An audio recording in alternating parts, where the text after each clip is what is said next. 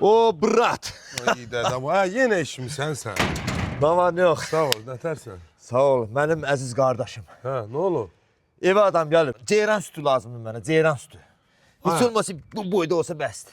Qonaqları Sən yola verin. bunun başını buraxmadın da. Mən Bırakasın. sənə demirəm, içmə. İç.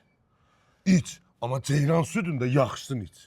Mən sənə demirəm içmə. Bax, o pisin içirsən deyə bu gündəsən.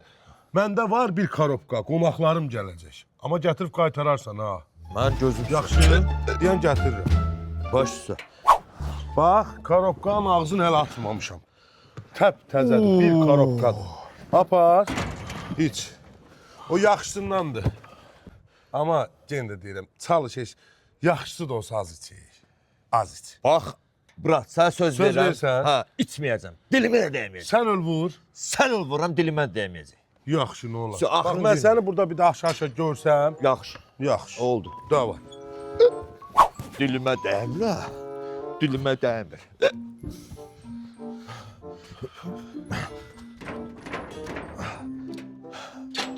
Hə, kimdir bu? Salam brat. Bu nədir ha?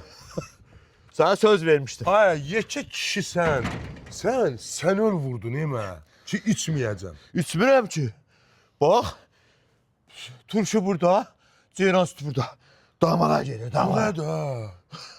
Sana söz Sən vermiştim dəli brat. olmusan? Varsa ondan birini de ver. Daha azalır ya azalır. Hə, yeri get burada xatanı məndən uzaq elə. Sən ona bir de bu. Ben söz verdim ne içmeyeceğim. Buna değil ha.